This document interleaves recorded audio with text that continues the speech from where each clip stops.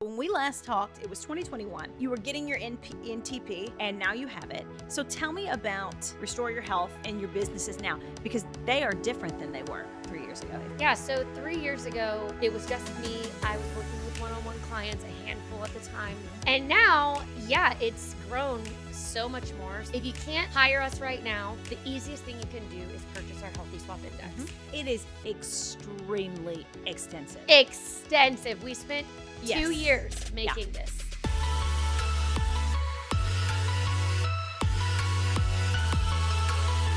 Hello, everyone, and welcome back to the Living Fully podcast. I am thrilled to bring back this guest today.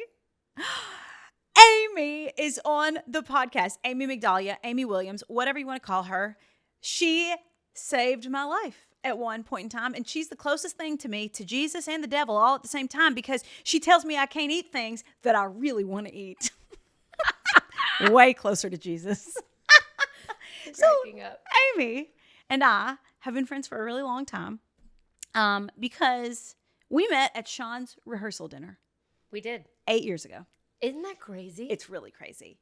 And here's the thing. Here's why I think that Amy is a big influence in my spiritual life also as well.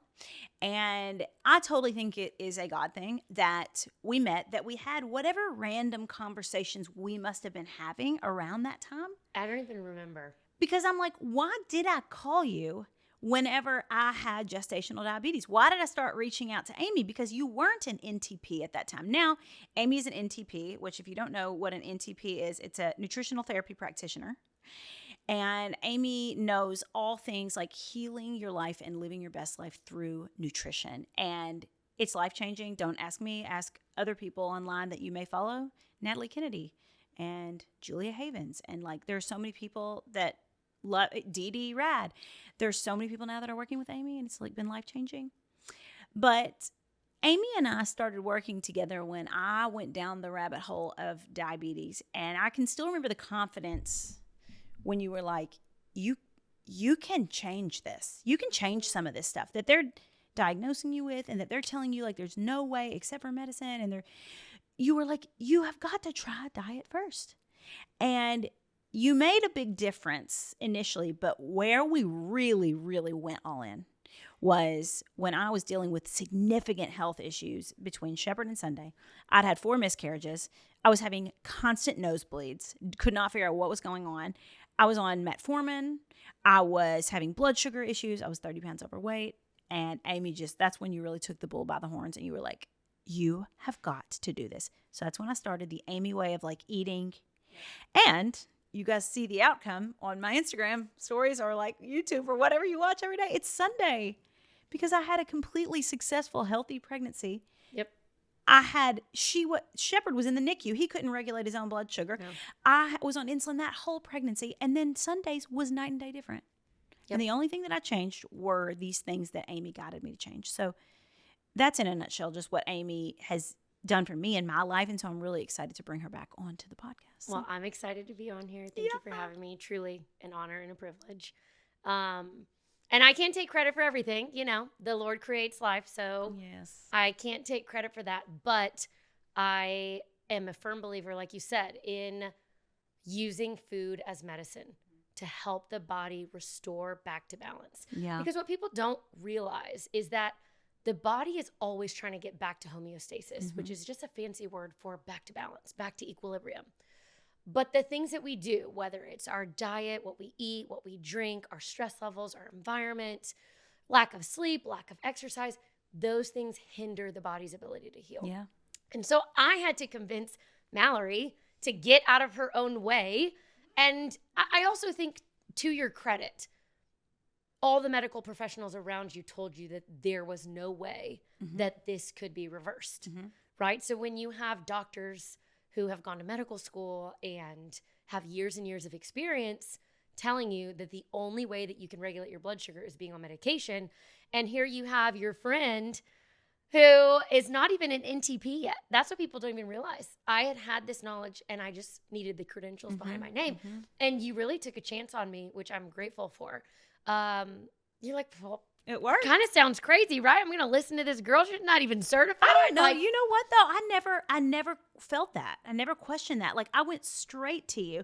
But also you gave me a confidence that this path was going to work for me. Yeah. And you know, those doctors didn't give me the confidence. They kind of went into, and this is not saying anything bad about doctors or the medical community, but I do think it's like, why is nutrition and living a more well lifestyle not the first resort? We can't put all the blame on them because they're not taught it in medical school. Yeah. So current education for doctors in medical school is 0 hours of nutrition. Yeah, which is wild. So their education is essentially diagnosing and prescribing. Yeah.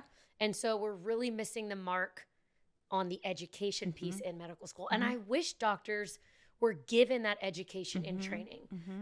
But they're not. And so when they're not utilizing it in their practice. And it's not all doctors. There are doctors out there who are getting it right. Yeah. Who are recommending dietary and lifestyle changes. But the ones who don't have the education and they don't have the training, they don't see it firsthand. Yeah. And in the 3 years that I've launched my business, we have worked with and helped with almost 1,000 people, and we see it. Like we see the power that nutrition has on healing the body and restoring the body. And I'm not just talking about, like in your case, it was miscarriages, not really fertility issues because you've never had issues getting pregnant, but keeping the pregnancy. But we have seen women who struggle to get pregnant. We have seen people who are diagnosed with leukemia or cancers have their blood work come back in normal ranges. We've seen people with IBS, IBD, Crohn's put it into remission. We've seen autoimmune conditions get reversed. We've seen people come off blood pressure medications, off anxiety medications, depression medications. I mean, this is real stuff. Like we're on the front line, so we're not just saying this to say that it works. Like these are from your clients. Our clients and our group program students. Yeah. We see it every single day. And we have story after story after story. And right now we're in the process of trying to compile those stories. And every single time I don't know why I'm surprised or amazed, but it's unbelievable to me that something so basic could have that much of an impact. But not surprising because we have gotten so far away from eating real food. You know, I saw something on social media yesterday pop up that said, is it not so wild that we as a society have gotten so out of whack with our eating that we now think eating whole foods is a diet? We call it a diet. Yes. Like the Whole30 or like that. Like we call that a diet, that we've become so conditioned to eating another way. It's really wild. Well, you know, and I think to that point, when you are eating McDonald's, Taco Bell, and gas station food, nobody says anything to you. But the minute you start eating I hate to say that, but steak, potatoes, broccoli, salads, people are like, what are you doing? Yeah. And really, that should be flipped. If we care about our family and our friends, we should be saying, what are you doing when you're eating the carnival food, the gas station food, all the and things the fast that I like? Food? Exactly. That's when we should say, hey, what are you doing? Yeah. Because that's not doing anything for your body. It's not serving you and it's not fueling you. And in fact, down the road, it will make you sick. Yeah. But yeah, we've been so conditioned that like eating fast foods, ultra processed foods should be the norm. I mean, I get comments that your children must be deprived because you don't give them goldfish and Chick-fil-A. And I'm like, since when is feeding our children fake food a deprivation? We should be depriving them of poisonous things. Yeah. Like you're not going to send your kid outside and say, go touch that poison ivy. Yeah. I mean, you know, but in the dietary world, that we really do come up against a lot of backlash in that regard. That like somehow I'm depriving myself, my family, my clients, or our group students of living life because they can't have X, Y, Z. When in fact it's opposite. When it's the opposite. The complete opposite. Because once you figure it out, you can live life to the fullest. Yeah. And your quality of life is far beyond what you can imagine. And then you come to realize that how you felt before, you didn't really feel that good. Yeah. And then when you get to that point of feeling really good, you realize I remember that shift. I feel like crap. I remember that shift for me. It was really, really hard in the beginning. It was really, really hard. It was really hard for me for 6 weeks, 6 to 8 weeks. I am addicted to sugar. The addiction that I have to sugar, it feels like the addiction that I had to medications at one point in time in my life. It feels the same. It feels like an emergency. Yep. I have to have this or I'm going to die. It feels like animal, like I'm an animal that like needs something. Yes. And I'm like, that's an addiction. And when I cut that sugar out in particular, it was very, very, very hard for me. I did not cut out coffee in the beginning, but I would much have rather cut out like caffeine than sugar because sugar was very hard for me. And I felt really awful and I was really mad. Yeah. Oh yeah. And same withdrawals that you would have from drugs, people have from sugar and caffeine. But then when it tips the scale, when it gets to like, it's like you start out and you're 80% it's bad and 20% it's good. And then it's like 70% it's bad, 30% it's good. And then it's like when it tips to where you feel a little bit better than you do, like bad for all of the in quote unquote lack from your former life.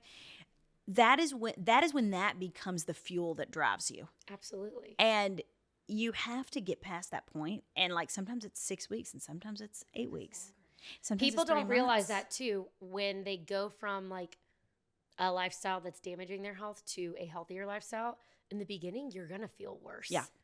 Then you like it, and it can take some time. Yeah. Some people it's 6 to 8 weeks. Some people it can be several months. Mm-hmm. Like it depends on the level of damage that you're dealing with prior to making these changes. And that's why we encourage people, you have to stick with it. Yeah. And just to get like a little bit sciencey, when people are losing weight or getting healthy, they can feel bad in the beginning because they're losing fat and adipose tissue. Toxins are stored in adipose tissue in the body. Wow, so when you release fat, you're also releasing toxins as well.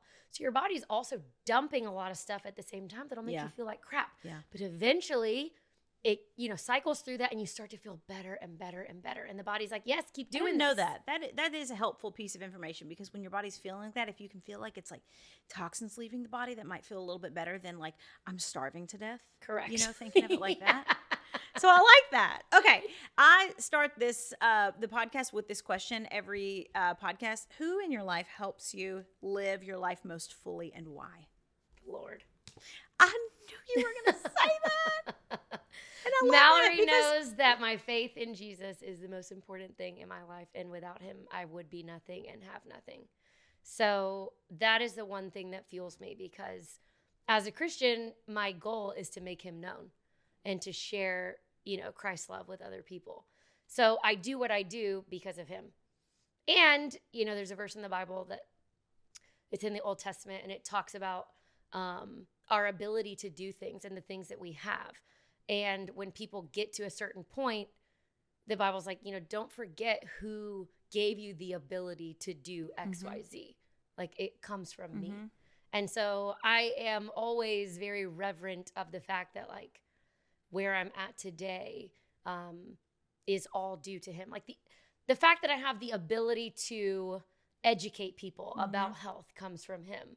The fact that I have the ability to help people restore their health comes from him. The fact that I have a brain to be able to comprehend all this stuff comes from him, So it's the Lord all the way. He's the MVP of the Williams household. That is unbelievable. And you know what I just realized? You're the first person that has said that of any of my podcast guests. Really? That's awesome. Well, yeah, it's really Team awesome. Jesus, baby. Team Jesus. When you started talking about your brain, I was like, oh yeah, by the way, Amy's also an attorney. Like, oh yeah. So we forget a lot of these facts about Amy, that she is very intelligent and very I really love your background and like that you have done all of these other things, but you chose this as your career despite all of the years of school that you went to do something else. I would add in that it was probably more the Lord than my choice. Yeah. So for those of you that don't know, my husband is a professional athlete. And when we got married, he was playing for the Kansas City Chiefs at the time. And 3 months after we got married, I was studying for the bar exam. And I'd gone to school to be an attorney, but I also got my MBA because I wanted to be this high-powered you got your attorney. MBA. I was like, oh yeah, I'm going to be like Suits. I have worked my tail off. I've made good grades. I'm graduating with honors. Like I'm going to, work at a big law firm and make all this money, this, that, and the other. And I'm studying for the bar exam and I find out that I'm pregnant with our first child. And it rocked me. I cried. I wasn't happy. I was like, I'm not ready. I'm supposed to work. Like all these years of schooling has gone down the drain. What am I going to do? And my husband is the complete opposite. He was like so excited. He wanted kids on the honeymoon. Like he loves kids. Like Nick Williams is one of my favorite people on the earth also, by the way. He's he hysterical. is so funny. He is the funniest comedian you've ever listened to funny. Like literally. He is hilarious. He's so funny. And such a good vibe. He and you, like, you guys have laid hands on me, like, in my home, praying over me. He's also just such, like, a godly man. And He's the gentle giant. That's he what is I a call gentle him. Yeah, giant. Because Nick Williams is also, you look at Amy, who's 5'2" and, like, teeny tiny like me. 6'5" and over 300 pounds. I love it. But yeah, so that really rocked my world. And after many discussions, after I took the bar exam, by the time that I found out that I had passed, I was already like 4 or 5 months along because it takes time for you to get your results. And at that point, I looked at him and I'm like, I don't want to go to work to pay somebody to raise our kids. And so I made the really tough decision to stay at home and give up my career. Before you even started it. Before I even started it. I had worked at law firms and clerked at firms throughout law school, and had different jobs, you know, in college. But yeah, before I'd even started my legal career. And that was hard. Did you feel like, were you excited to start your legal career at that point in time? Yeah. We didn't have children. So I felt like, okay, like this is my time.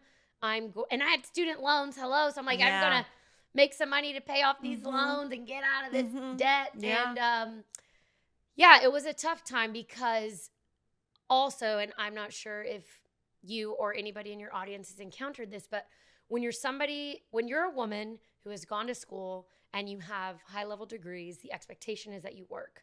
So to make the decision to stay at home would be a waste of your talent.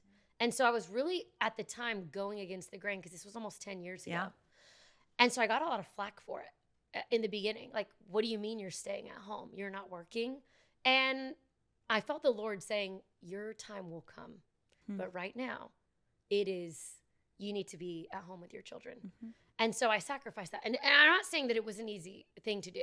There were times when Nick would come home and I'm like, you are living out your dream. and I am at home with the kids. Changing these diapers. Yes. And I used to joke. I'm like, I'm an attorney and I change diapers for a living. But you know, the world, and that's why my faith is so important and why the Lord is so integral in my life, because the world will try to tell you who you are and where your identity lies. Yeah. And let me tell you, sister, your identity is not in a career or a job or even in motherhood. Your identity lays and rests solely in Christ. And so when I finally understood that fully, I didn't care. I was like, I'm a stay-at-home mom and I'm living my best life. I love it. And truly, I would not have traded those years ever. And you were really the catalyst for me to go to and get my certification, because I had been helping friends and family members for years, really passionate about health and wellness, but I just didn't have the credentials. And while we were working together, I was like, I told my husband, I think I'm just going to go back to school. And he's like, what? I'm like, I just feel like I'm supposed to. And he's like, okay. I mean, he'll support anything I do. Yes, he will. And then this was born. And honestly, the Lord's hands have been in it, because I actually cannot imagine working in a law firm and billing, hundreds of hours. And that would be a nightmare. It would be a totally different life. It would be a totally different life. And I would hate it, and I would resent it, and I would be miserable. And I have friends and colleagues from law school who are attorneys, and they're like, yeah, we hate it. Yeah. I'm like, by the way, you I'm did like, the right thank thing. you, Lord, for, we don't always understand why doors close. But it's like that picture, there's this picture, I've sent it to clients before. With Jesus and the bear? The bear, the teddy bear, where Jesus is taking the little teddy bear from the child, because he's got this big, huge teddy bear behind his back that he wants to give. And so that has been, now I'm like, ooh, rejection is God's protection. Yeah, it is. I don't care. I'm like, you know what, Lord, if you're closing this door, it's for a reason. And I trust you, because you have always provided. And the Bible says you'll never leave me and you'll never forsake me. Yeah. And so it's been so evident throughout my entire life. How could I ever question it? Yeah. So I say that all the time. Yeah. Everyone's like, did you ever doubt your faith? Was your faith in God like ever? Did it ever waver? Did you ever doubt the existence of God? And I was, it was so evident in my life Right. that it was undeniable. And that is just something that my relationship with God was different at different points in time. I've questioned when I was going through those miscarriages. I'm like, why in the world would you do that? When my sister lost her baby, I'm like, why would you take a baby? What, But I was always like straight to him, whether I didn't understand something, whether I was celebrating something. It's like, it was just evident. It was, and you know what I like about I didn't actually know that part of your story. I knew that that you had chosen not to go down the path of law. But I didn't know the order of events. I didn't know that like you were pregnant with Eliana. I didn't know that I didn't know you struggled like that. But you know what I like about what you just said? You said that it was really hard in the beginning. Like, of course, it's like you pass your bar exam and you're 5 months pregnant and you're just like, you can't start at a law firm and just be like, oh yeah, by the way, I'm going to be gone in a few months. First of all, I wouldn't hire me. And that's what I told my husband. I'm like, listen, I am not about to go look for a job right now because I mean, who would hire me? And rightfully so. Unfortunately, but rightfully so. That's the reality. I wouldn't hire me if like it's going to take time to train me. And then by the time I'm done being trained, I have to take a maternity leave. Like it's a whole thing. Yeah, for sure. Like it would be more fair to that law firm for me to wait. Yeah. After I had this child. And thank goodness you did. Even like you pushed through, like we pushed through with nutrition, where it's like the abyss and you just like feel terrible and you're doubting yourself and you're like, is this even going to work? Right. And you pushed through that in a different way. And like, look at your life on the other side. That is a beautiful story. And like, what a testament to just like having faith in the grander plan. That's right. Because it is way better. It's the bigger bear. As you know, like not working for a law firm and starting my own business does give me the freedom and flexibility to still spend time with my kids and do what I love. So tell me about what you're doing now. So when we last talked, it was 2021. You were getting your NTP and now you have it. So tell me about Restore Your Health and your businesses now, because they are different than they were 3 years ago.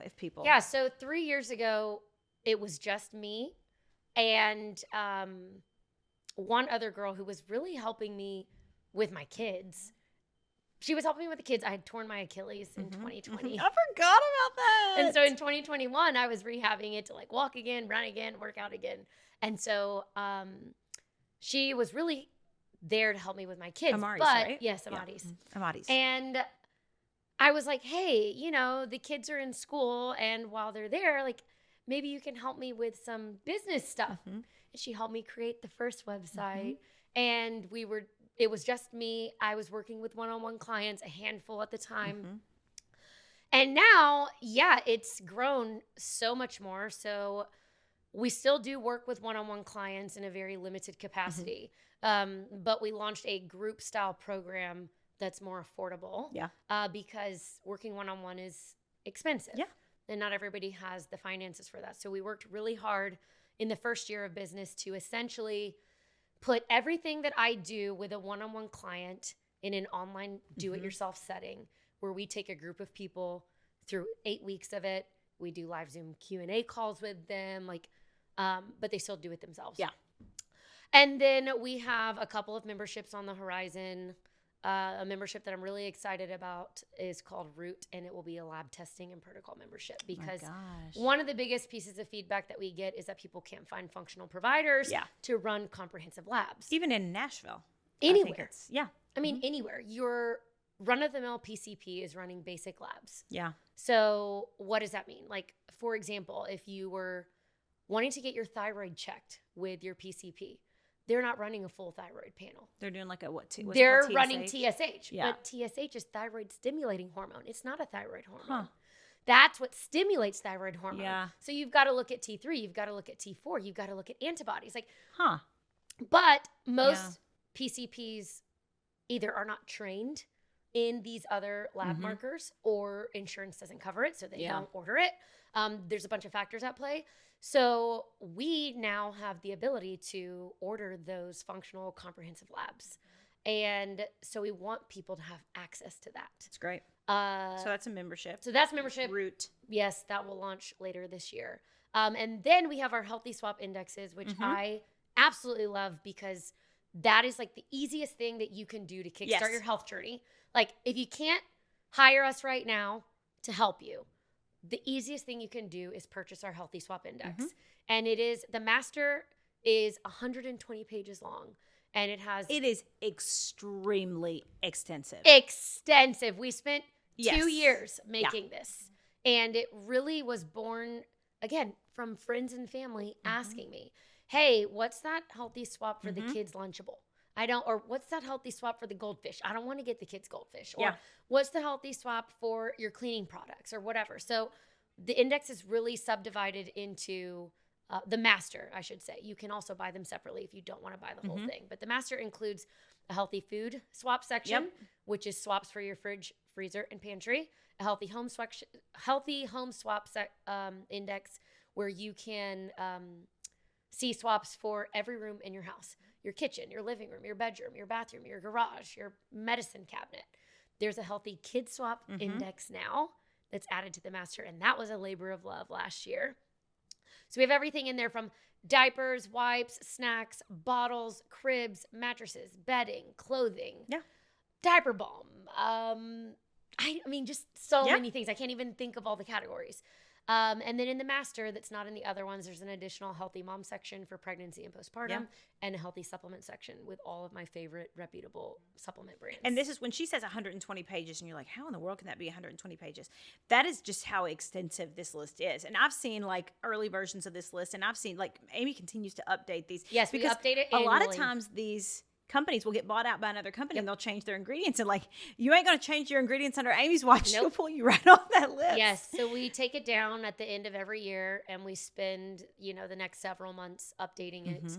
And then we also find new brands. I mean, I have a note on my phone and there's probably over 100 new products that I've found that I either see in the store or online.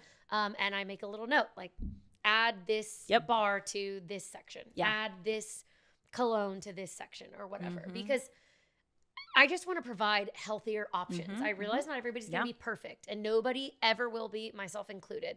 But if we can make these small changes, they do add up over time. Yes, they do. Well, what I really like about if you're starting with the index, so many people are like, I want to do this, but I don't know what to do.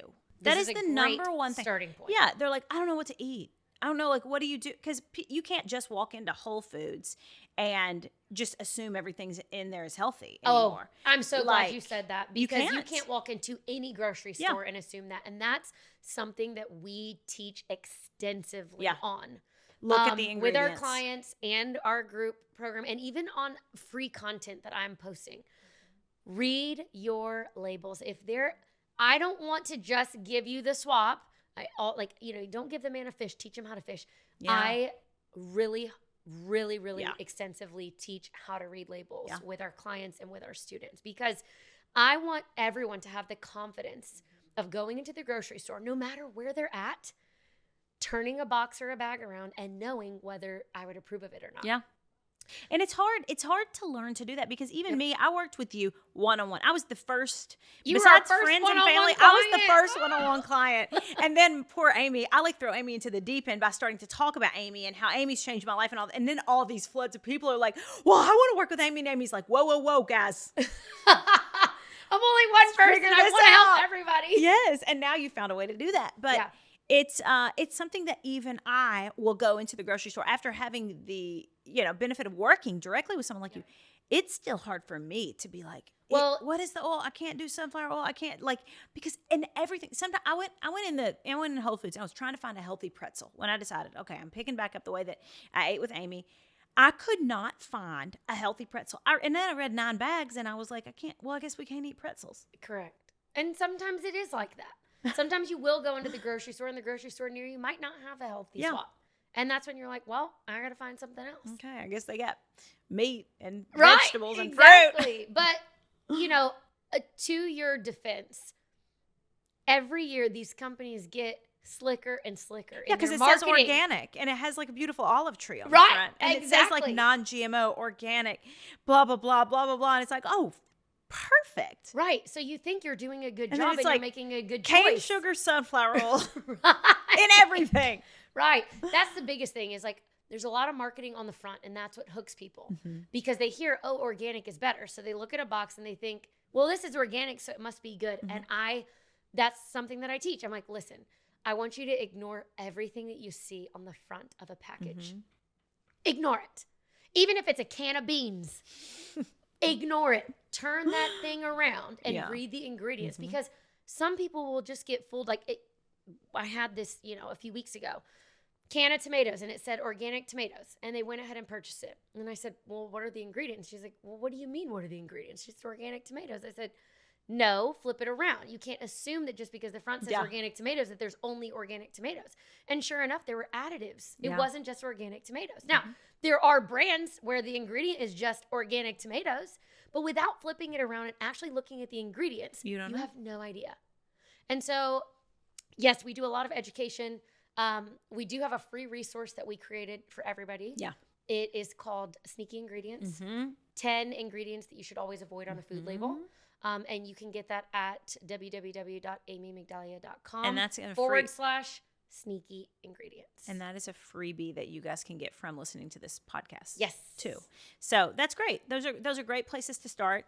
And a lot of times when you are trying to do something good for yourself, or you're trying to make a change in your life, the devil will get right in the way, and you will make a million excuses. But you know what's really, really easy? Like looking at an ingredient list and just making a better choice. Yes. At the end of the day, the way that you train your clients, and I know it's all bio-individual. Mine was bio-individual, and we'll talk about that. But it really is simplifying the way that you eat. Very, very simple. It really is easier.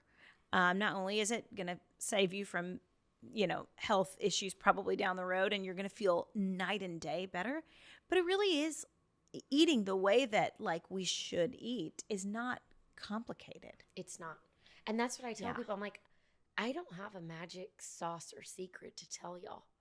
The answer is eat real food. Now, that can confuse some people, right?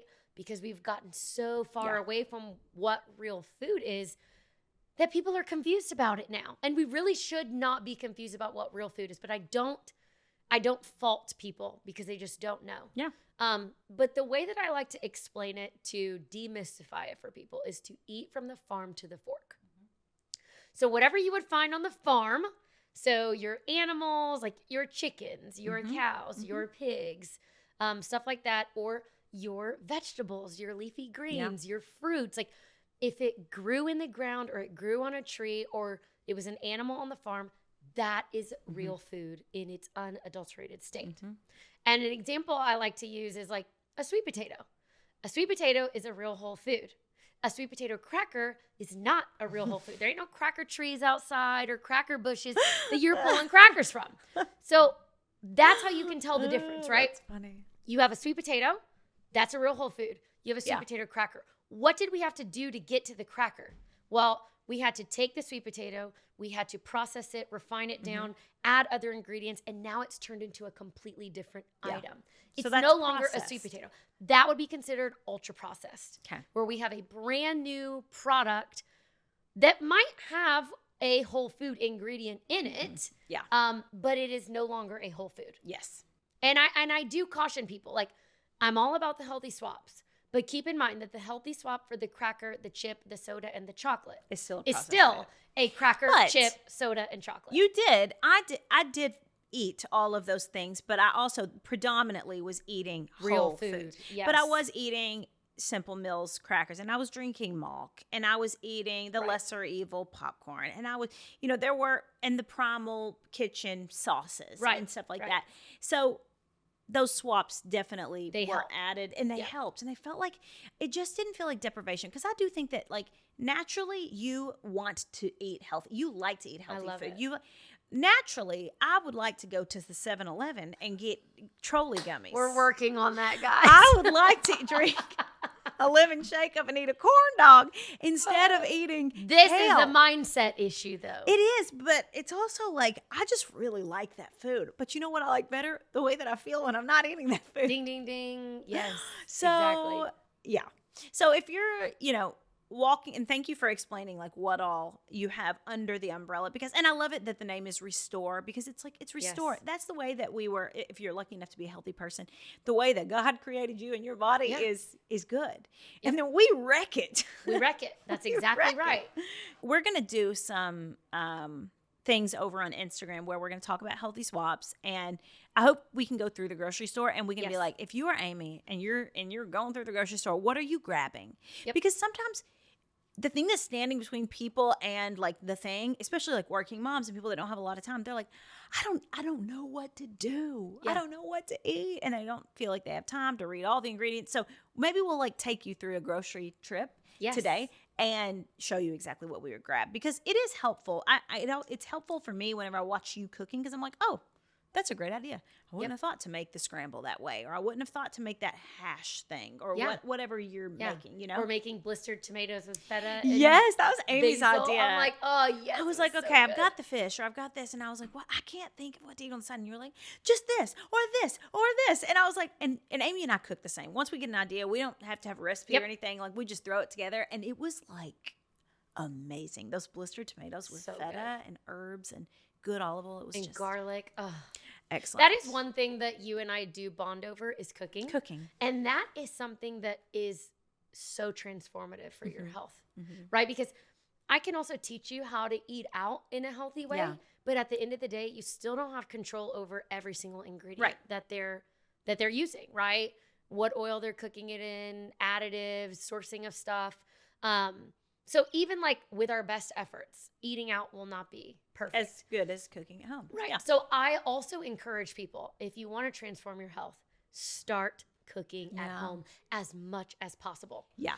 And get out of your own way with cooking, because cooking is not complicated. It is not. It is really not complicated. I've told people that for a long time before we were talking about cooking in a health aspect. Cooking is such a gift to your family and to yourself. And cooking feels very laborious to a lot of people. Because they think it takes a lot of time. But you can brown ground beef in literally 2 seconds. 5 minutes. And that is not an exaggeration. Yeah.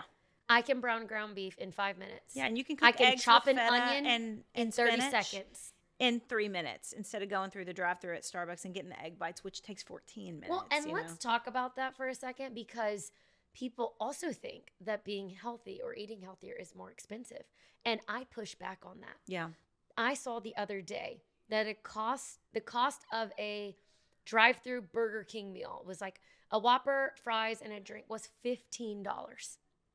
I can buy a pound of ground beef at the store, a box of spinach, an onion, and some siete tortillas for $15 and feed your or $20 and feed the entire family. Yeah. And so, but again, it requires you to actually take the ingredients and cook it at home. And so I think people think, it's going to be more expensive, when in fact it is not. It is so much cheaper, and health is the things that you need to do to be healthy will save you money every single time. It's cheaper, and it doesn't take as long as people think. I think that's the thing. They think it's going to be so laborious, and it's going to take me 2 hours and all these steps to prepare. And my meals are so simple. So simple. Yeah. I think people overcomplicate it. Yes, they do. Yeah. I think that so much about this, in my experience in doing this, is shifting mindset. Yes. And I think, and this is what we talk about in the Living Fully podcast and just in Living Fully in general, this is your one life. Yep. Here it is. You're in it. You're probably smack dab in the middle of it. And you can control the direction of a lot of parts of your life. Amen. The way that you feel, the way that your family eats. You always say, like, pay for it now or pay for it later, like with your health, you know? Yep. And I believe that there is a big link with Living Fully and the way that you train people to eat, because I saw it in my own life. Yep. And you've said that to me. And I want to talk a little bit about that today, because when I tend to take on a new way of eating or being or something, it's because I've been inspired to do that. It's because I feel like I want what they have. I want to feel like she says she feels. I want my skin to look like hers looks. I want my hair to grow. I want to be able to carry a healthy pregnancy.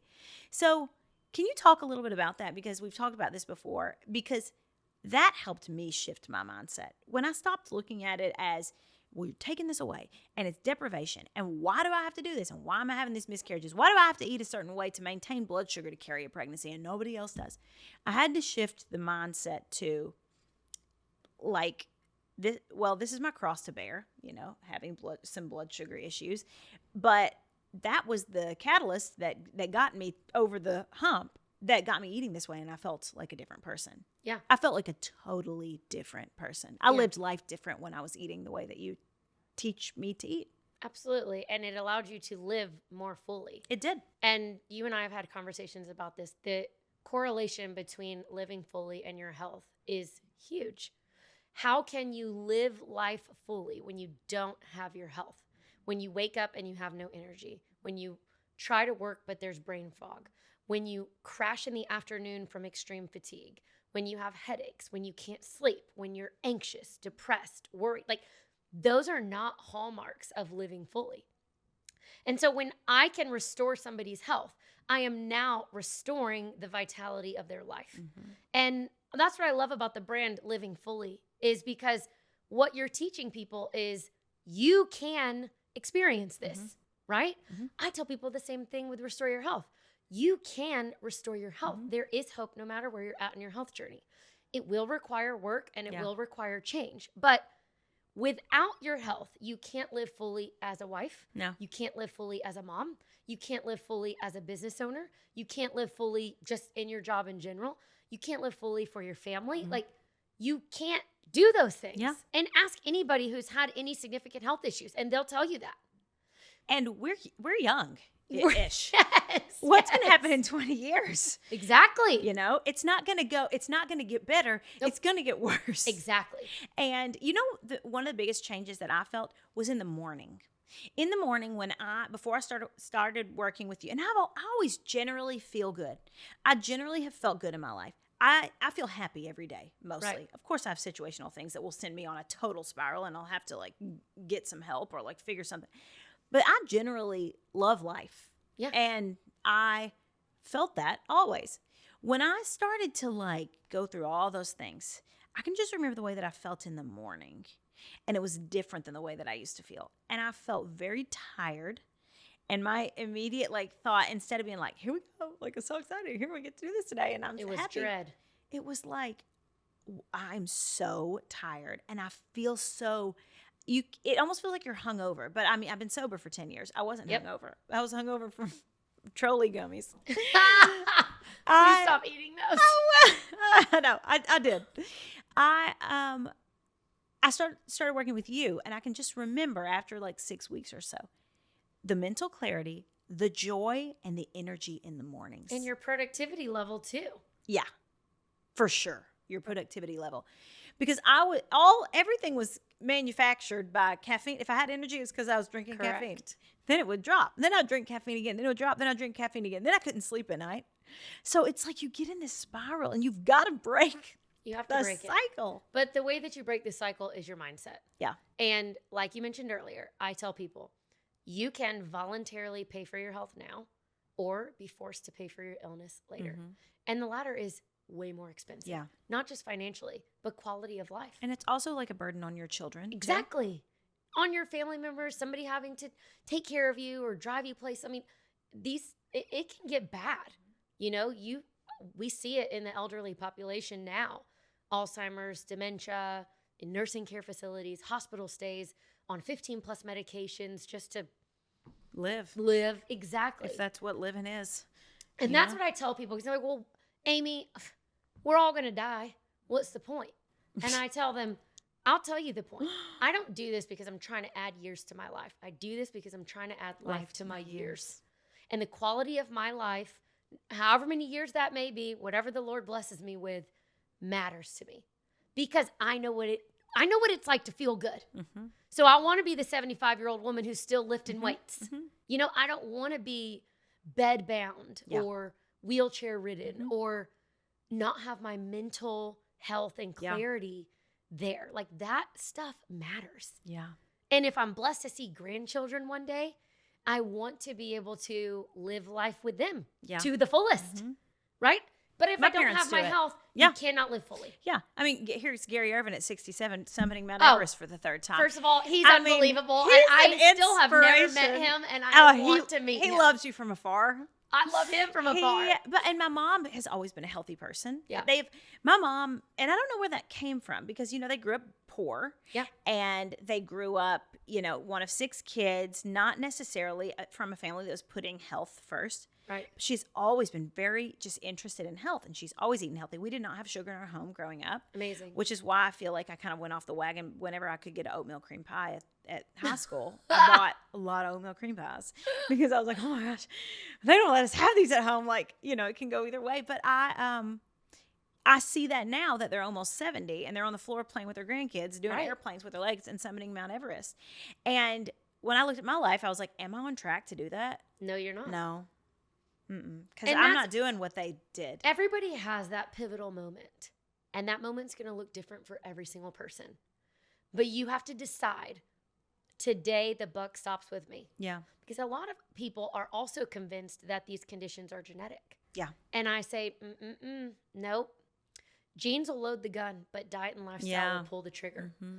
A lot of this stuff is genetic to the extent that these are habits that are passed down from generation to generation. Yeah. So if you do come from a family with, poor health habits, maybe they have weight issues, and y'all ate a certain way as children, you're more likely to do that as an adult because that's what you learned. Well, didn't Nick have bad patterns whenever you and him got married? I remember. He used to eat a pound of Skittles. And I'm like, who eats a pound bag of Skittles?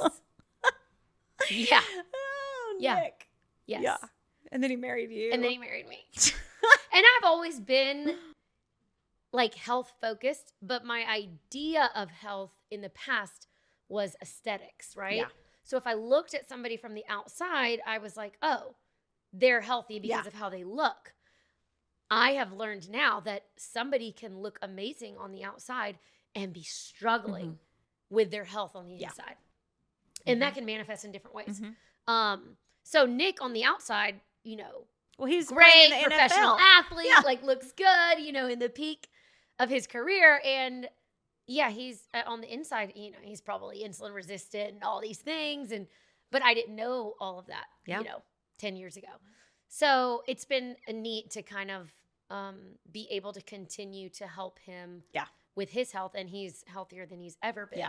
And going into year 12, which, I mean, that is position is just unbelievable. So testament to the Lord's kindness and mercy. But also I do think it's a testament to what he's done health-wise. Agreed. To reduce inflammation in his body and prevent injury and, able to continue to play at such a high level, even though his age, they look at him as grandpa on the team. Yeah. Well, I mean, look at Tom Brady. Yeah. I mean, you see his headlines about nutrition all the time. Yep. I still remember this interview he did years ago where he's like, on a special occasion, I'll eat a tomato. Like I guess it's a nightshade. Really, like it's a he nightshade. is so unbelievably strict. Yeah. And like, you wonder how he can be his age. And like, because of that. That is I mean, he's like the extreme of the extremes, but it's so fascinating. But food fuels the body for all of those processes. And for professional athletes or athletes in general, I mean, if you want to perform, you have to eat well. Yeah. You've got to eat the foods that are going to help you perform. And I know you probably don't have a lot of professional athletes as listeners, but you know. But I have people that want to perform. Yes. In their own lives. And I have a lot of close friends who are professional athletes. Yeah. And I will say, not all of them are strict or disciplined with their diets. Almost all of them are pretty strict, though, or disciplined. Because at least the high-level ones. I mean, you look at our mutual friend, Sean, strict with her diet. Like, and it just comes naturally, I think, because they know in order to perform at this level, be it the NFL or the Olympics or whatever it is you're doing, you have to have a body that works. Like, absolutely. And it's got to fire on all cylinders, and it's got to work well. So, yes. How do you fall off the wagon? Define fall off the wagon. So, like, when that you go on definition is different for everybody. So, here's me. When I fall off the wagon runs over me with all 4 wheels. I'm laying on the road half dead, and the wagon completely leaves and goes to another state for me. And like, I'm so all or nothing that like when I fall off the wagon, it ain't good. Cracking up. Do you even what is a cheat? What is bad for you? Like, because I'm trying to ask the question of, what do you do on the days where you don't want to? Maybe it's exercise. What do you do on the days where you don't want to do it? What is it that gets you out of bed into the gym, or that gets you serving your kids The a Lord. particular? That's what gets me out of bed. I love it. But to your question, I am not somebody. Okay, so it sounds like your definition of falling off the wagon would be like just binging on things that are Binging not on bad good. food. I'm not a binge eater. I am. My relationship with food is no relationship, which Okay. I think is where it should be. I'm not somebody who's thinking about food all day. You're really lucky. Well, you can get there. You can get there. Even when I was working with you 6 months down the road, I thought of food all the time. For me in particular, Yeah. I'm not a binge eater. That doesn't mean that We're all binge occasionally eaters. Yeah. that occasionally I don't indulge in things. Like, I love a good chip and dip. Like, love it, but I don't have it every day. Yeah. I don't have it every week. So, like, yeah, if we were on vacation and went to like a Mexican restaurant, I'll eat the chips and dip and not worry about it. But that's because what are my daily rhythms and habits? That's what impacts your health. Okay. What your routine is and what you're doing every day, day in and day out, every week, week in and week out. That's what affects your health. It's not the annual vacation that you decided to have some chips and dip. Yeah, that's going to Mind give you, you diabetes. right. Mind you, even when I do vacation and I eat out, and this is helpful for everybody, I do stick to whole food options. So, like, if we were at the Mexican restaurant and I decided to have the chips and dip, I would also pair that with maybe some roasted vegetables and some fajitas that have onions and bell peppers. Like, I'm not like piling it on. Yeah. Does Would that you eat make the sense? tortilla? It depends. Yeah. Consistency is something that I struggle with. So I always say that to you about Natalie, because you and I, our mutual friend is Natalie. I'm like, man, I really wish I could be consistent like her. You can. Like, I go up and down and she just stays on it. You know, you got to want it for yourself too. Absolutely. So, okay, I want to talk about two more things before we close the podcast. Okay. And this is kind of a touchy subject, but it's one that I've heard you talk about before. And I think you have a really good point of view on, and that is pharmaceuticals. Because we've talked about the medical community, and the medical community we are not demonizing today on the podcast. And I think that doctors are wonderful things. Yes. However, I do believe that as soon as you walk into a doctor's office, maybe there are certain things that, like, medication is the only option. Of course there are. We'll talk about those things. But talk to me about pharmaceuticals and about the steps that you should take maybe before going the route of a pharmaceutical in certain cases. Like, is there a case where you're like, oh, medicine is absolutely necessary? First case. Yeah. So how I feel about pharmaceuticals, I don't think that they should be the first option. They should be the last resort, right? Because there's so many things that we can do preventatively to not even have to go on the medication to start with. Obviously, there are instances when we are thankful for those medications. Like, antibiotics can be life-saving, but the overuse and overprescription of them can be detrimental because it's detrimental to your gut, which is detrimental to your entire body. Anti-parasitic medications can be very helpful for people who have parasitic infections. Or, I mean, just practically speaking, let's say somebody had thyroid cancer and had their thyroid removed. They're going to need to be on thyroid medication for their whole life. Yeah. So I'm not demonizing it in that sense. The part that I have the problem with is that when somebody goes into their provider saying, I don't have any energy, my hair's falling out, or, I'm going to the toilet 10 times a day. Yeah. Just stuff like that. Or I have migraines or headaches. The standard of care is not to figure out why that person is dealing with it. The standard of care is, okay, you have IBS. Let me give you this medication. Or you have migraines. Let me give you this medication. Or you have anxiety. Let me give you this medication. So the standard of care is diagnose, prescribe, diagnose, prescribe. And there's no thoughtful discussion. And that, again, that's not all doctors. There are some doctors out there that are getting it right. Yeah. But for the most part, what I've seen is there's no thoughtful discussion as to how somebody got there and what could be contributing to it. Because at the end of the day, those types of prescription medications are not a long-term solution for your anxiety, for your depression, for your sleep issues, for your blood sugar issues, right? These are Band-Aids. Yeah. And without getting to the root of your blood sugar issues or your anxiety issues, you'll be on that medication for life. And you'll be those, on more and more. You'll be on more and more and more, and more. because here's how medications work. And this is the other thing that people need to know. Medications are one mechanism of action. What does that mean? They are going to block or enhance a specific pathway, cell receptor, enzyme, and that is going to either cause a deficiency in an area of the body or an overabundance in an area of the body. And then that's where side effects ensue. So we had my other practitioner had an elderly client. I forgot how old she was, maybe in her 50s or 60s. And when they started working together, she was on like 10 or 12 medications. And when we work with one-on-one clients, we do a deep dive into their medications, contraindications, side effects, all those things if they're on them. And I was talking to her one day and she's like, okay, so the doctor prescribed, she initially went in for IBS or something like that. The doctor prescribed this medication. Then after being on that medication, it caused another side effect. So she goes in and says, hey, I'm dealing with this. And the doctor prescribes another medication for that side effect. And then as a result of the other medication, another side effect ensued. And so when she goes back to the doctor and she's like, my hair's falling out or I have headaches, he prescribes another medication. Yeah. So now it's like this connect the dots of which medication is causing which side effect. And they after 3 months really got to the root of it, and she was able to come off of like 8 of them.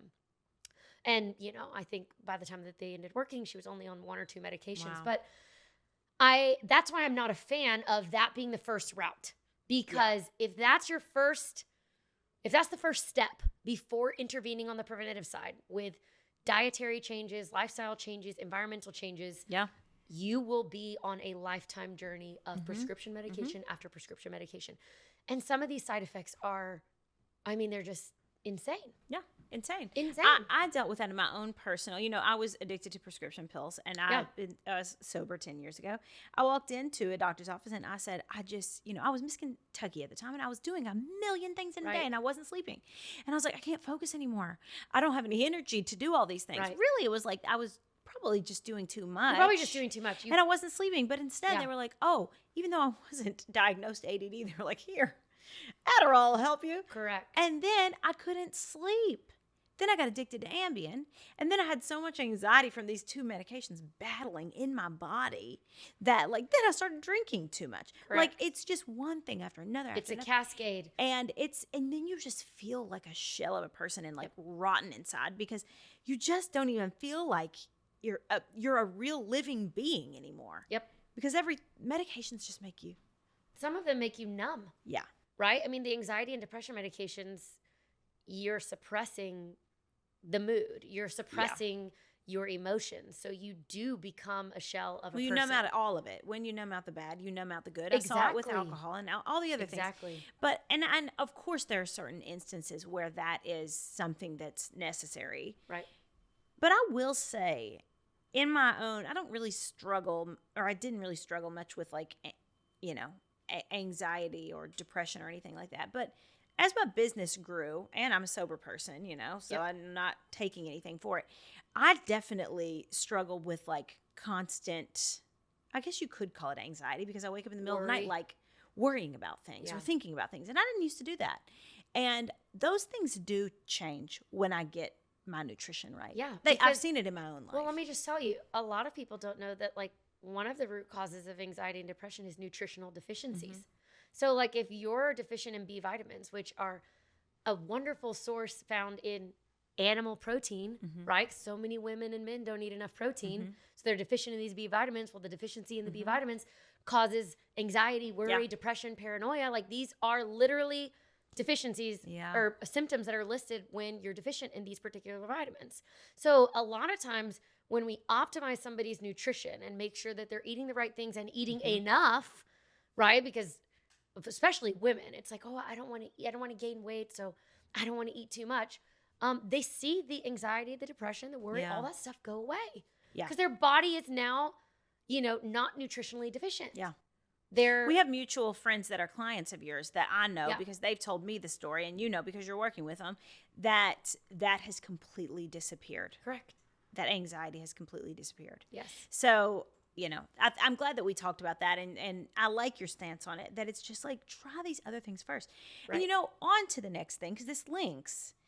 And you and I, our journey started with not fertility, but with having children. Yep. Our journey started because I could no longer carry a healthy pregnancy with the way that things were going. And I felt awful during my pregnancy with Shepherd. Look at how that ended up versus Sunday's pregnancy. And it is just so bizarre. So nutrition and fertility, or nutrition and carrying a pregnancy, I believe from personal experience, is extremely linked. Absolutely. And, I have people in my life that I'm related to and like that I'm friends with that are like, whether it's I cannot get pregnant or it's my issue, I cannot carry a pregnancy. Let's talk a little bit about nutrition and fertility. Like, what should people be eating when they're trying to get pregnant? Or if they can't get pregnant, do you think it could be linked to nutrition? Yes, 1,000%. Metabolic dysfunction, more specifically. So blood sugar regulation is paramount for women who are struggling with infertility or miscarriages. And if you don't know if you have a blood sugar issue, you can get a metabolic panel run, or you can start tracking it yourself. You can track your blood. You can get a blood sugar monitor at Kroger or Publix or CVS. A glucometer at CVS, Walgreens. And you can check your blood sugar, and you probably have written somewhere what is the range supposed to be after you eat or in the morning. The way that Amy eats is 3 balanced meals a day. She does not like for you to snack. She likes 3 balanced meals, protein, fat, fiber. Yeah. Like I've memorized the way. And then the no snacking thing was something that I really had an issue with, because for our whole lives and like all these diets that were really fatty probably 15 years ago, the snacking, the nuts all the time and the cheese all the time and stuff we were like like that cows was really grazing. like big. And you were like, no, because your body is constantly like fighting to regulate like your blood sugar again. You're constantly releasing insulin. Yeah. And then from a digestive standpoint, it takes about 4 to 5 hours for your body to properly digest food and do second sweeps. Like, you have hunger hormones in the body, ghrelin and leptin. The way that I remember it is ghrelin, right? That's the hormone that's responsible for telling you that you're hungry. We don't even get to the stomach growling, right? Because we're always eating. Always eating. Well, if you're always eating, you're also going to impair digestion because you're exhausting the necessary stomach acid, your hydrochloric acid in your stomach, and digestive enzymes. So you're never giving your digestive system a break from digesting. Well, also the energy that it takes to continue to digest and digest. Yes. I remember, I think it was during that, there was a Tony Robbins conference that they did a video on Netflix, and I forget the question that he asked. I wish I could remember. And he was like, what makes you feel good? And they were like, eating healthy food or something, like eating and all day. And he was like, does that really make you feel good? Eating all day, even if it's healthy food? And I remember thinking about that, and I was like, I feel good whenever I eat one way, but when I'm eating and grazing and eating I love to eat chomps, and I snack a lot, and pistachios and stuff like that, but I was eating way too much throughout the day. And I was eating, you like us to stop eating 7 p.m. There's a reason that was for that. very, very hard for me to do. Let me explain why. So the reason why I tell people, and 7 p.m. is just a general guideline. What I really like to tell people to do is to stop eating when the sun goes down. Okay. Why is that? Your circadian rhythm. Your circadian rhythm is just a term for your sleep and wake cycles. So when the sun comes up, there are hormones responsible for waking you up. When the sun goes down, hormones like melatonin are responsible for making you tired and sleepy and keeping you asleep. But something else that melatonin does that people don't realize is it also slows down different organs in the body and bodily processes in preparation for the body to rest, recover, and restore. One of those things is the pancreas. What is the pancreas responsible for? Releasing insulin. So if melatonin, your sleep hormone, is responsible for making you tired and slowing down the pancreas from releasing insulin, you're not as metabolically flexible at night. So a lot of people will struggle with weight loss or their health, and they don't ever correlate the fact that they're eating way too late. So your blood sugar is not going to be as flexible if you're eating when the sun is not out. Yeah. Because everything in your body is telling you it's time to go to sleep. Yeah. That makes sense. And this isn't something that we've dealt with for a long time in human history. Artificial light is a relatively new invention. So you look 100 years ago or 200 years ago, because I don't know when artificial light was invented. When was the light bulb invented? Thomas Edison. I forgot what year, but back then you worked when the sun was up and you went to sleep when the sun was down because there was no light that you could turn on. And that is how our bodies were designed to work. And I think it's also good from like a work standpoint. Like when the sun's down, we should probably stop working too. We should probably. I'm not the best about that, but it's no different for your eating.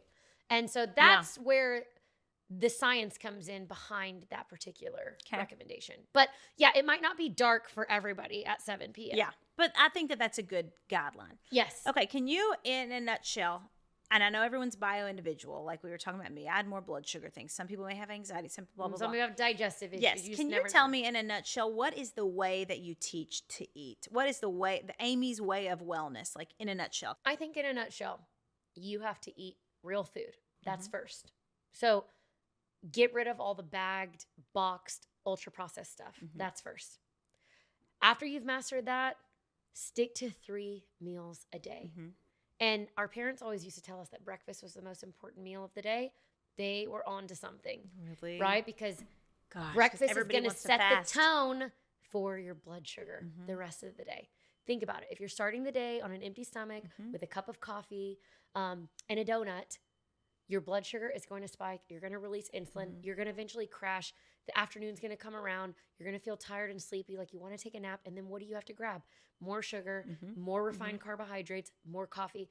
Then what happens? We get another spike and another dip and another crash and more fatigue and more tired. So eat real food, 3 meals a day. Make sure you have breakfast and move your body. That's another piece of the puzzle that, like, obviously you and I talk a lot about nutrition, but moving your body, exercising, and doing some form of weight or resistance training is also very, very, very important. From a glucose standpoint, the more skeletal muscle mass you have, the more regulated your blood sugar will be, because you can store excess glucose in the muscle. But if you don't have muscle, where do you store it? As fat, adipose tissue. So I am a big proponent of muscle as well. So yeah, that would probably be like in a nutshell. I mean, there's other factors at play that we could spend another 5 hours talking about. But those are the basics. But that's the basics.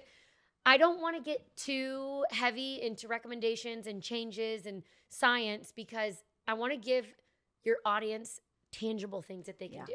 Everybody, regardless of the condition that they have or where they're at in their health journey, can eat real food, can have 3 meals a day, and make sure that they have a balanced breakfast. And when you talk about the 3 meals a day, can you tell the audience what you told me about the balance on that plate? Yes. So the balance is going to look like protein, fat, and fiber. So protein are your amino acids, fats are your essential fatty acids, and fiber is soluble or insoluble fiber. So when we think of healthy sources of protein, I am an animal-based protein girl through and through. So you will not hear me recommending plant-based protein. And there's several reasons for that. I don't want to go into it. We would need a whole other episode for that. We'll do it. But animal-based protein. So think, meat, poultry, fish, eggs, cheese. Healthy fats would be things like avocado, nuts, seeds, olives, coconut, even the fat from animals.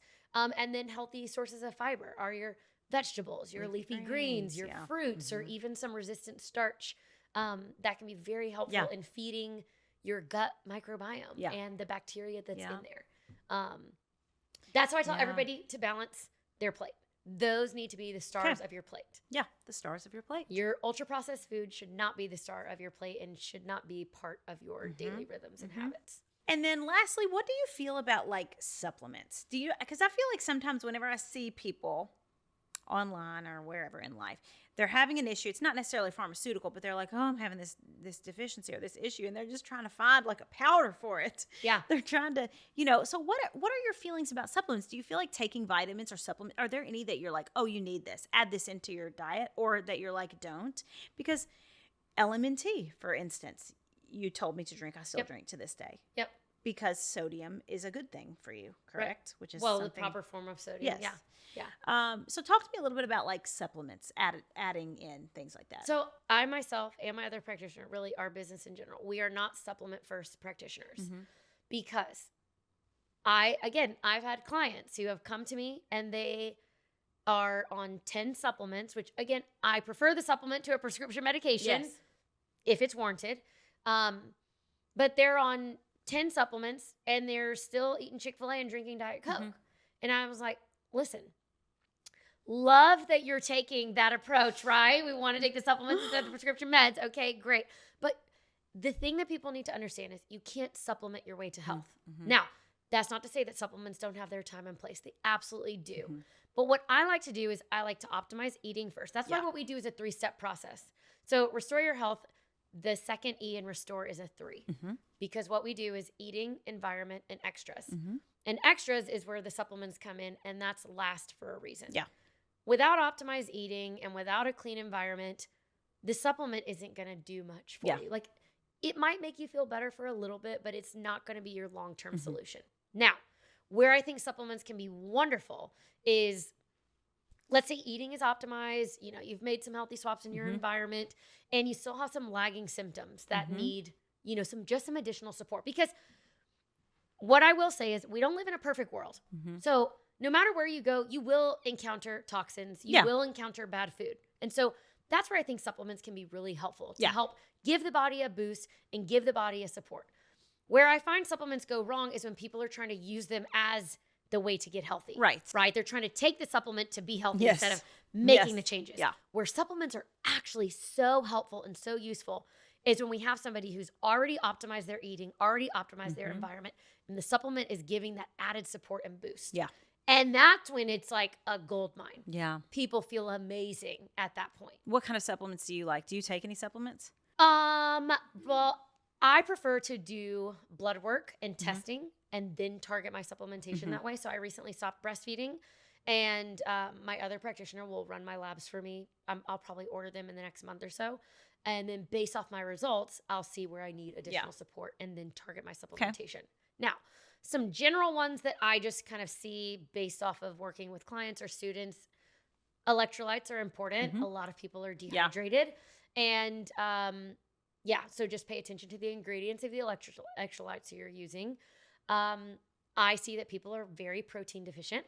So, if I can arm a busy mom with some protein powder to make a quick smoothie in the morning, as opposed to grabbing, is so good. I just ordered it. I reordered it. Yeah. Yes. As opposed to grabbing something, from, Starbucks or Dunkin' Donuts. I love that. I do think having a probiotic on hand, and I say on hand because I don't think people need to be taking probiotics every single day, but let's say you had to go on a round of antibiotics, right? Well, antibiotics, think about this, antibiotic, probiotic. So one is anti-life, the other one is pro-life. So antibiotics are going to obviously get rid of whatever bacterial infection you're dealing with, but it's also going to wipe your gut of all good and bad bacteria. So I like to have a probiotic on hand in case of something like that, where I say, hey, when you're done with the antibiotic, go on a 3-month protocol with a probiotic. I do think that there are some great supplements to help support restful sleep, to help support blood sugar and energy levels. But then now I feel like we're getting into specifics of what people could and the exactly the bio-individual thing is a big thing for you. Correct. And it's basically what she means by saying something is a bio-individual approach is like, I have a whole different protocol than like Natalie Kennedy does, than the Rads do, than like we all are different. Like it is somebody may be trying to get off of a medication. Natalie's been open about like having anxiety and like not being able to get out of bed and like all of these things that she was dealing with. Me, I had miscarriages, constant nosebleeds, and blood sugar irregularities. And so all of our cases were different. All the cases are different, and that's where the extras is usually very different for everybody. I will say foundationally, eating is relatively the same. Well, what we teach is the same across clients, but not everybody comes to us struggling with the same things, right? So like you came to me addicted to sugar. Not every client that comes to me is addicted to sugar, right? It might be another area. And we have some clients who, like we mentioned earlier, can't have nightshade vegetables, like have horrible digestive reactions to nightshade vegetables. I didn't have to eliminate nightshade vegetables with you. So that's where the bio-individuality comes into play, because everybody's reaction is different. Like Natalie couldn't have dairy and gluten. You can have dairy just fine. Yeah. Exactly. So like that's where the nuances of the recommendations are different. Now, am I telling every single one of my clients and students to eat real food? You better believe it. So there are some foundational principles that like everybody needs to be doing. And I shared those earlier. But yes, everybody's a bio-individual in the respect that everyone's coming to me at a different stage on their health journey with different issues, different concerns, different amounts of damage, different sensitivities or allergies.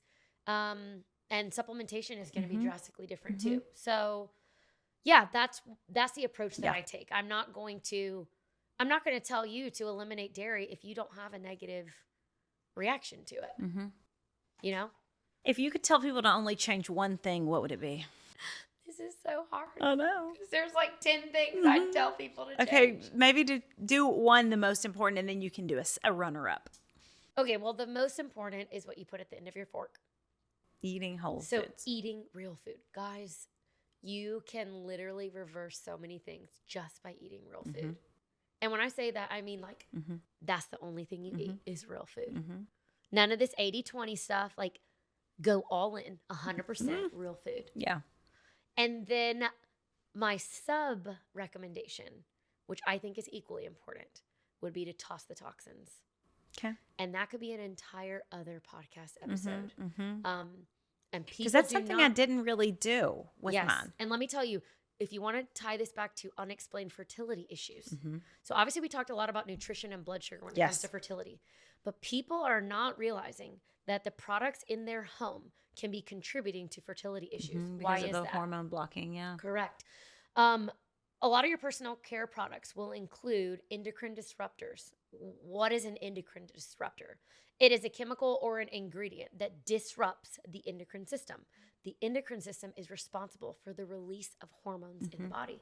Well, when you're trying to get pregnant, you need those hormones working on, they need to be working correctly. So if you're using a body wash or a deodorant or cleaning products that are constantly disrupting that hormone release or secretion in the body, that can also be contributing to fertility issues.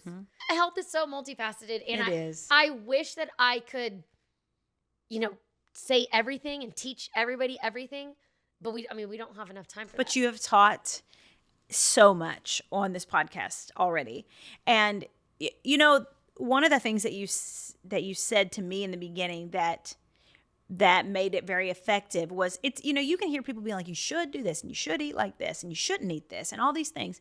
You made me want it for other reasons. Yes, I wanted it so I could carry a pregnancy, but you were like,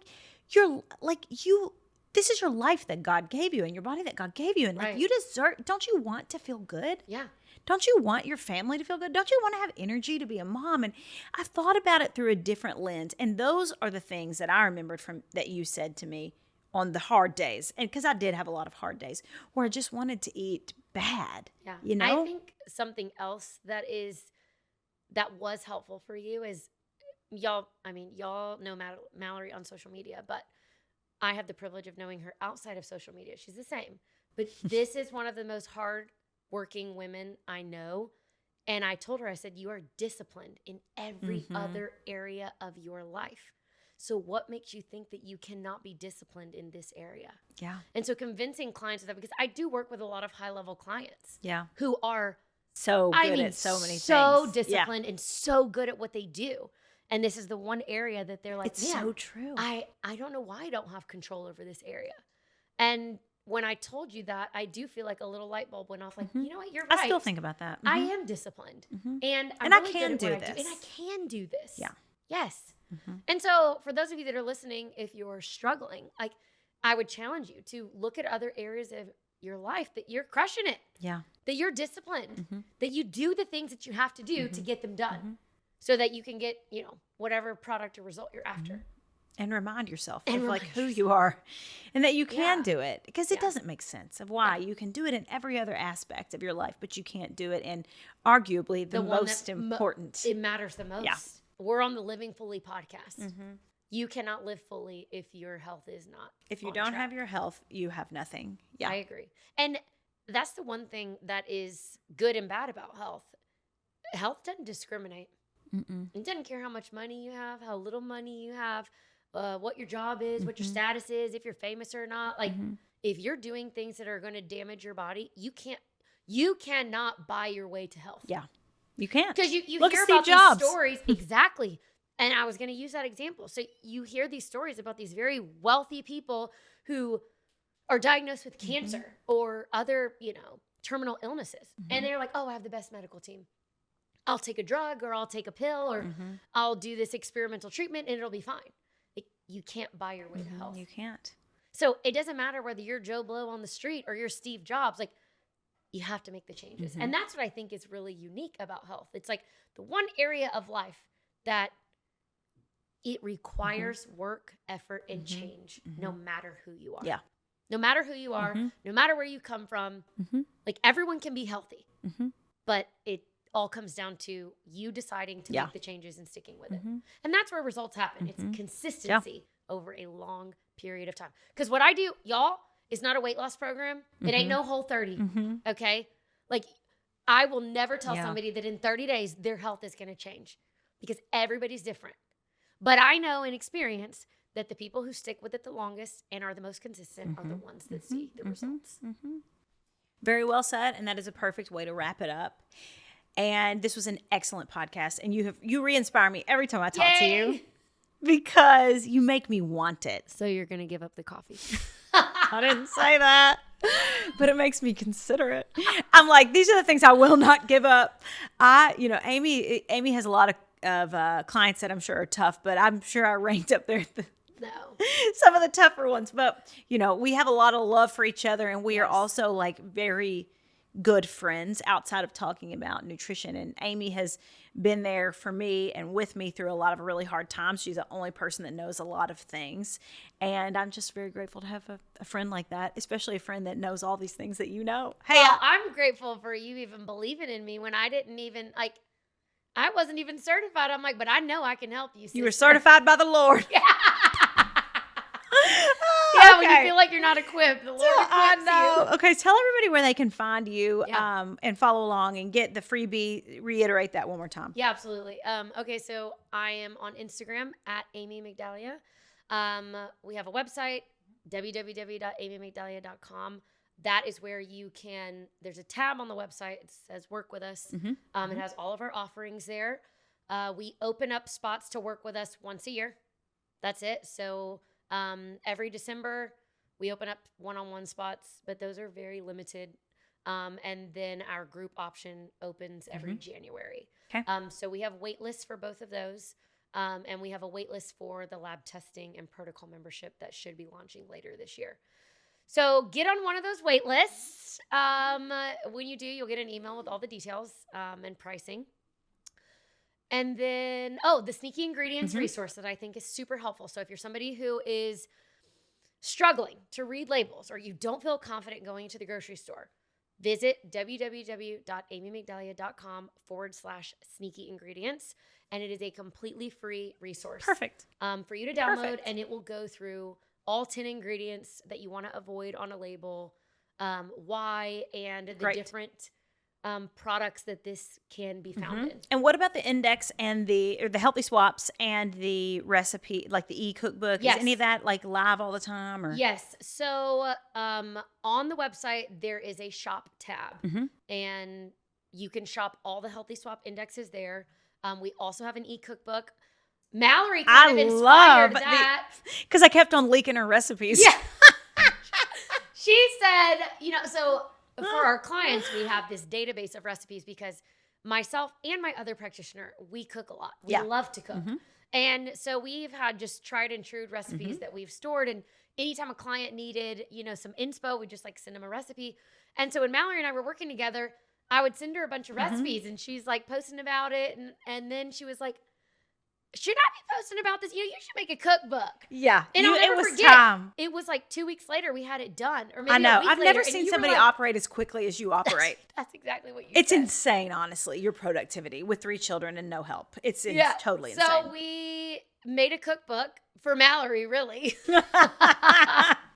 And it has, I believe, 45 recipes in it. And they're awesome. And they're easy to They're follow. awesome. That zuppa Toscana and it's the my favorite. the chicken salad recipe that you have so many fantastic recipes in there. Yeah, so that's also found on the shop tab. The Healthy Swap indexes come down towards the end of each year. Okay. So it's July. Mm-hmm. So we have a few more months before we take that down to re-update. So you can always purchase that. You can always purchase that until we take it down. Great. Once we take it down, you can't purchase it until we relaunch it, the updated version. Because like Mallory said, big companies can buy out small companies, or sometimes the small companies go out of business, or maybe a company got rid of a particular product in their line of products. And that happens all the time. Yeah. So, yeah. Those are all things, Amy. Well, thank you so much for coming on. Yes. Thank you for everything that you've done in my life. Because when I look at Sunday every day, I know God creates babies. It's not, I know you don't take credit for that, but I believe that the reason I could carry that healthy pregnancy was because of you and the changes that I made in my life you guided me to make. You're the one who made the changes, though. I didn't do that work. You did. But there was a lot of accountability and hand-holding from your side for me as a client. So that's okay. That's what I'm there for, the accountability. And I'm so glad to bring this to the audience because your episode is in our top 3 listened episodes of almost 100 podcasts. I did not know that. Oh, yeah. Oh, my gosh. I'm honored. Mm-hmm. Because you had some really great episodes. Yeah. Really great episodes, but they really like yours. But I also think people are hungry to change their lives, and they don't know where to start. So I'm really glad that we were able to do this because we talked about totally different things. This was an amazing podcast, and I hope that it's a resource to all of you. And continue to follow Amy, and you're going to continue to be inspired to change your life and to restore your health. Thanks for having me on. Yes, thank you so much, Amy. And thank you guys so much for listening to the Living Fully podcast. I will link everything Amy Migdalia in the show notes. I know you guys are going to love this episode and be super blessed by it. So thanks for listening and tune in soon for more.